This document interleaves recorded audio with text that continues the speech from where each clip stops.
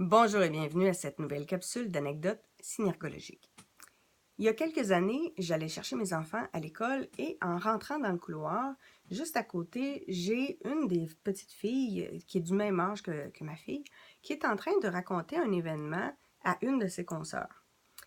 Ça a attiré mon attention parce que pendant qu'elle lui parlait, elle lui présente l'hémi-visage droit, il y a peu de clignements de paupières, la bouche se referme très vite à la fin de chacune de ses phrases et elle a les mains bien agrippées après ses vêtements. Habituellement, on n'est pas vraiment dans l'authenticité, à moins qu'elle vive un stress épouvantable, mais en entendant ce qu'elle raconte, le stress, ça ne fit pas bien dans son histoire.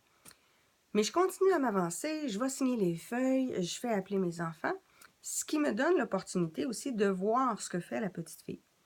Et je la vois aller voir son éducatrice de son groupe et lui raconter le même événement, mais cette fois-ci, c'est une deuxième version totalement différente de la première. J'ai une bonne mémoire, je me souviens très bien de la première, là on s'entend, mais ça fait juste quelques minutes. La responsable du service de garde arrive et la petite fille lui raconte une troisième version.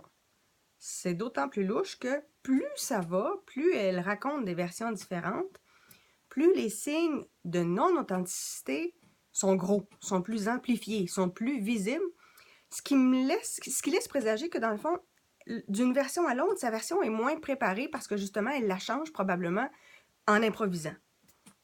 Et là, sa mère arrive.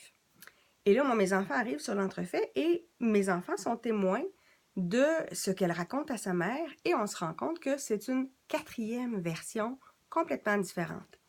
Et ma fille me regarde puis elle me dit « Maman, c'est pas ça qui est arrivé. Puis ça marche pas, ces affaires. » Elle cligne pas des yeux, elle la regarde avec le côté droit du visage, elle se cache les mains, elle ferme la bouche, elle est toute crispée. Ça marche pas, c'est un mensonge, son affaire. Ma fille a à l'époque à peu près, je dirais, 8 ou 9 ans. Fait qu'évidemment, là, il y a beaucoup de monde qui rentre, il y a beaucoup de gens qui sont témoins, donc c'est pas vraiment le temps pour faire une intervention. On rentre à la maison. Dans l'agenda, j'ai mis un mot au professeur pour qu'on puisse avoir de l'aide pour cet enfant-là. Et 2 jours plus tard, je vais rechercher mes enfants. Et le professeur m'a répondu entre-temps, elle avait, elle aussi, observé certains comportements qui l'inquiétaient. Donc, elle en référait à ce qu'on appelle une TES, donc à une technicienne en éducation spécialisée. 2 jours plus tard, je vois la même petite fille en train de raconter quelque chose d'autre à une autre de ses consoeurs et elle a encore plein de signes de non-authenticité. Cette fois-là, je suis intervenue. Je me suis approchée d'elle puis je lui ai dit « Est-ce que tu es vraiment sûre de ce que tu es en train de raconter? Je t'invite à aller prendre une gorgée d'eau pour te donner un peu de temps pour bien y réfléchir et revenir raconter ce qui s'est vraiment passé. » Puis évidemment, ma fille avait dit à ses amis que j'analysais le langage corporel. Donc, je suis connue comme étant la maman qui voit. La petite fille est partie prendre une gorgée, est revenue. Puis évidemment, je n'étais pas tellement loin. Et là, elle a dit à son ami, qui n'était pas vraiment son ami, mais en tout cas à quelqu'un dans son groupe, « Ben en fait, c'est pas tout à fait ça. » Ça veut dire que la petite fille, elle était quand même consciente qu'elle avait modifié la réalité. Et là, la responsable du service de garde l'a vu faire. Donc, après ça, elle a en effet été prise en charge, ça fait déjà quelques années, et le comportement a beaucoup changé depuis. Donc, on est beaucoup plus dans quelque chose de proche de la vérité.